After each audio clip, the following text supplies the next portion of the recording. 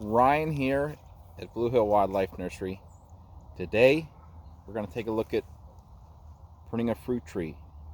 This here is an apple tree. This tree is about 4 years old, has never been pruned, but I'm going to show you what I would do. We're not in pruning fruit trees for wildlife. We're not looking to prune trees like a commercial orchard. We're not looking for that, cut off at 10 foot high and weeping over. I'm looking to grow this tree. This tree is probably, 12, 14 foot, 4 years old. This particular tree is a keener seedling. As you'll see, there's plenty of fruit buds up there. This tree's going to fruit heavily this year. But I'm looking to grow a tree as big. If I can have a tree 20 foot, 25 foot, 30 foot tall with weeping limbs producing fruit, that's what I want. I want a productive tree, and everything you'll find at Blue Hill Wildlife Nursery, the tree wouldn't make it there if it wasn't productive. I don't want a tree that's going to make some apples every 3 or 4 years. That defeats the purpose in trying to attract or feed wildlife with a sustainable amount of fruit.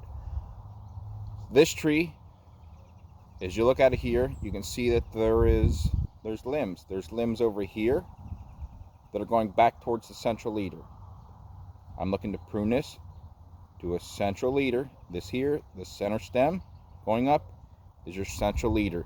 If you were to plant a tree, newly planted tree that maybe was pruned back or whatever, you may get, multiple limbs coming out everywhere. I don't allow limbs like this bottom, probably right there is probably about 5 foot down, is pretty much free of limbs.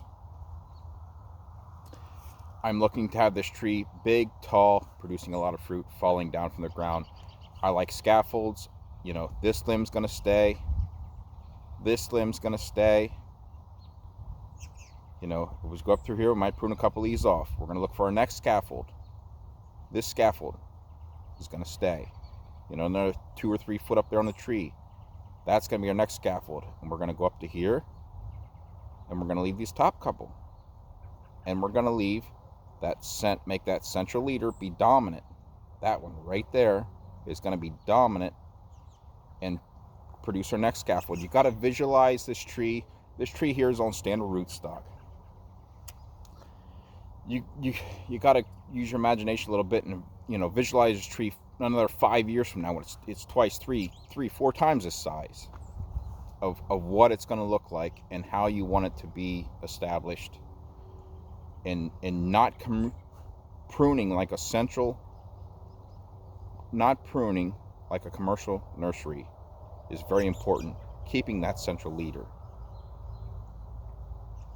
and creating the scaffolds is not important, but yet it is. If you have the time to prune, do I prune a lot of my trees? Nope, I don't. I plant productive trees, weigh the limbs down, fruit on the limbs, trains the limbs for me, and I don't have to worry about things like that. But if you have time and you want to, especially when you get days like this, weather's starting to break, it's early March here in Pennsylvania, good time to prune. It's a great time to begin pruning, so let's do so.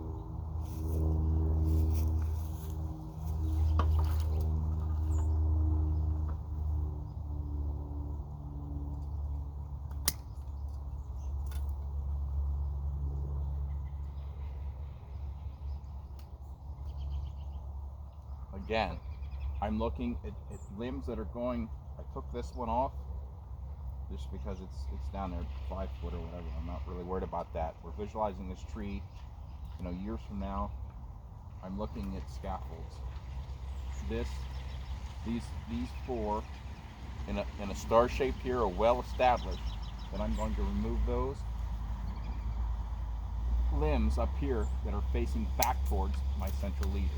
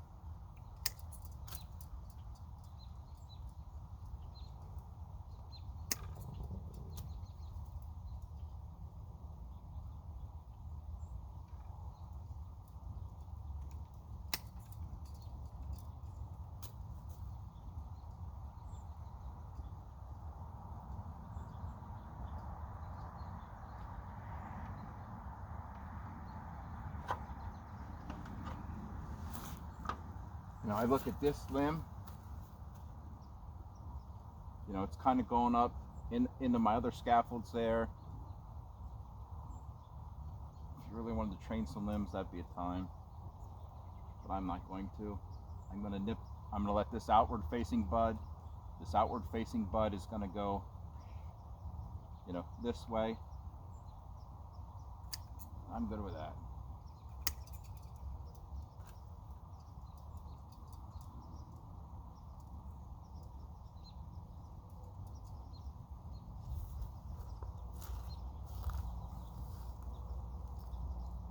Again, lower limb here, it's going into my scaffold. You know, I prune this as such that I have scaffolds there about every 2 foot, but I'm going to nip this one right there. This bud is going to go outward this way this year and eventually going to hang down. I'm not worried about it. You know, we're pruning trees for wildlife. The bigger, the better, the more fruit. If there's anything left, anything coming out in this lower couple foot, 4 or 5 foot, I prune it off.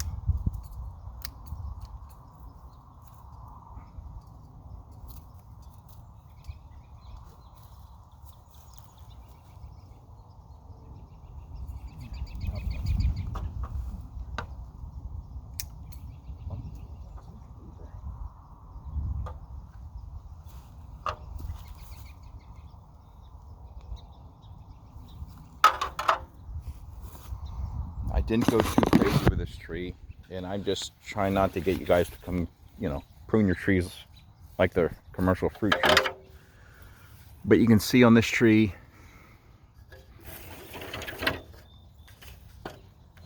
you know, what I pruned. And you can see here there's a lot of buds, you know, that's fruit. You know, as we look over here, fruit buds, lots of fruit buds. Lots of spurs coming out. There's another one gonna be fruit. Lots of flowers, gonna be fruit that is gonna weigh these limbs down this year. Like I said, this tree's it's young. It's only 4 years old. Got to think about what it's gonna look like in years to come. I left scaffolds in here. Layer limbs here. You know, I went a couple foot. I left 3 limbs here. I pruned back what was going towards that central leader. And I have limbs here in almost a star shape, that there's the weight's evenly distributed. And I got my central leader up there, which I pruned limbs off to leave another scaffold gonna form up there. You know, to make a good tree. If you have time to prune trees, have at it. You don't want to prune trees, don't leave a double leader. Don't leave no limbs below 4 foot. My recommendation to anybody that normally would ask me. Other than that, I don't really prune limbs, but if you have time and you want to, at least this way, when trying to produce trees for wildlife, gives you a good way to do it. Thanks for watching. Bye-bye.